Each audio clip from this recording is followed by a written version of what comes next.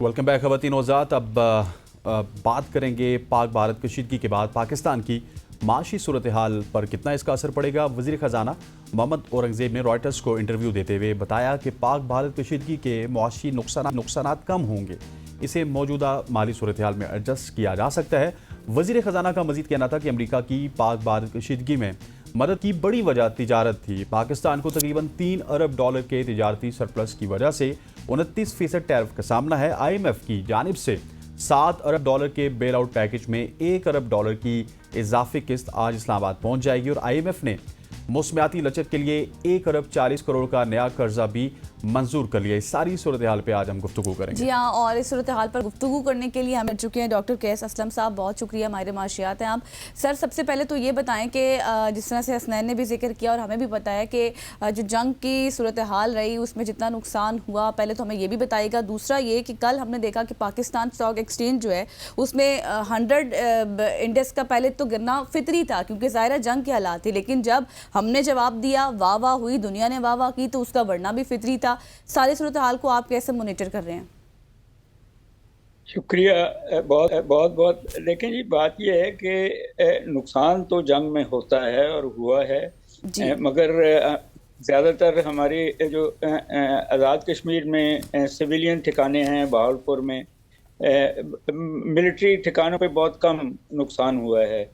जो नज़र आया है वो ये है कि जो हमने मिसाइल्स चलाए हैं, जो हमने अपनी एयरफोर्स को इस्तेमाल किया है, नेचुरली उस पर पेट्रोल भी लगा होगा, उस पर एविएशन, उसमें गोला बारूद, तो वो रिप्लेनिश तो करना है। और मेरा ख्याल है कि अगले बजट में शायद 10% बढ़ा देंगे और वो आ जाएगा। सो बहुत बड़ा नुकसान नहीं हुआ। असल इशू और है, वो जंग नहीं है, वो हमारी जो इंडस्ट्रियल डेवलपमेंट है वो नहीं हो रही कई सालों से। हमारी जो इंडस्ट्री की ग्रोथ है वो माइनस में है।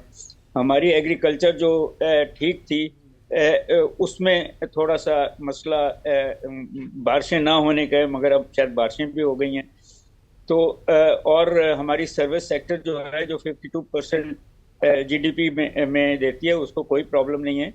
सो मेरा ये ख्याल है कि अगर हमारी पॉलिसी इंडस्ट्रियलाइजेशन की तरफ चली जाए और डिवर्सिफिकेशन, और अगर वो अमेरिका के साथ हम एक्सपोर्ट्स और बढ़ा लें तो शायद बहुत ज़्यादा नुकसान हुआ नहीं हुआ उस लेवल में।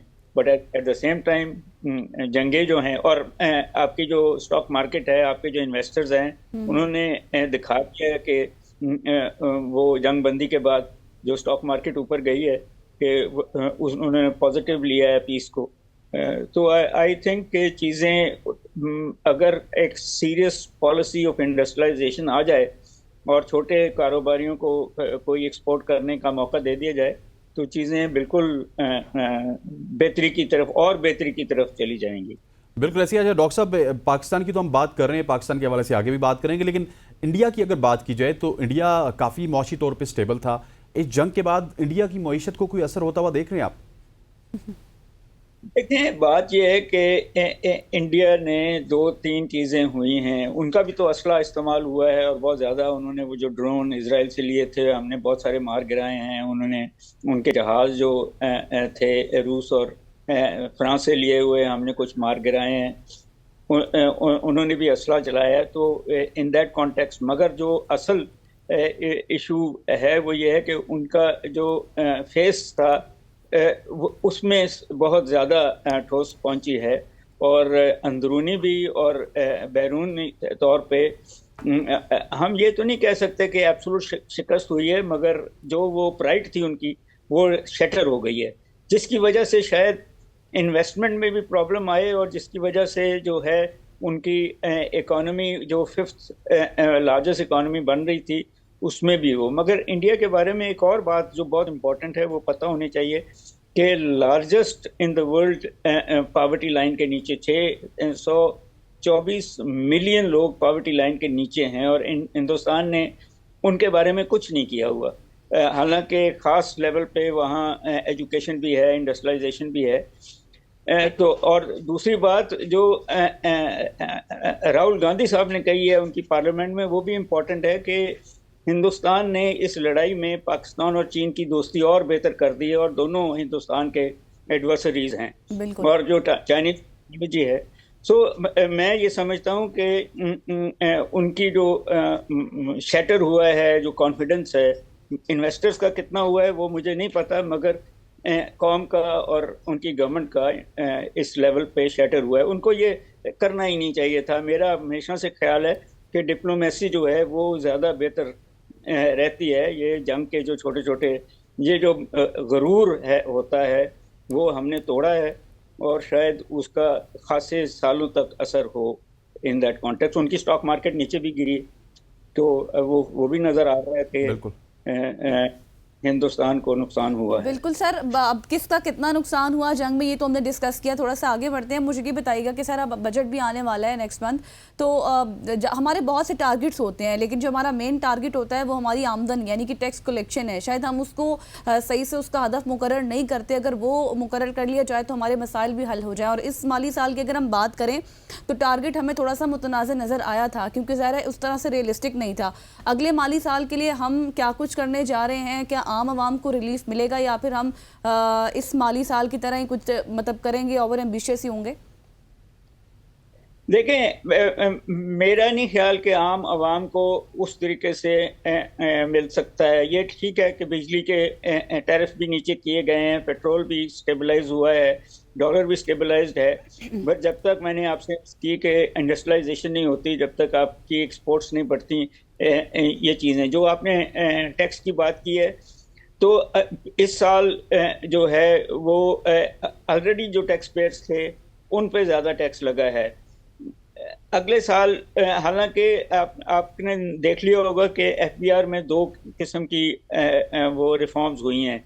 एक तो डिजिटाइज किया है चीज़ों को नादरा और दूसरे अदारों के साथ मिलकर, दूसरा जो है वो उन्होंने शायद 4 सैलरीज का इंसेंटिव भी दिया है कि जो लोग ज़्यादा टैक्स कट करेंगे उनको ये इंसेंटिव मिलेगा, तो जिससे शायद, मगर अभी भी जो हदफ पूरा होने की कोशिश हुई वो नॉन टैक्स रेवेन्यू लेवीज के थ्रू हुआ है। टैक्स उस तरह इकट्ठा नहीं हुआ। अगले साल भी ये रैशनलाइज नहीं कर सकेंगे।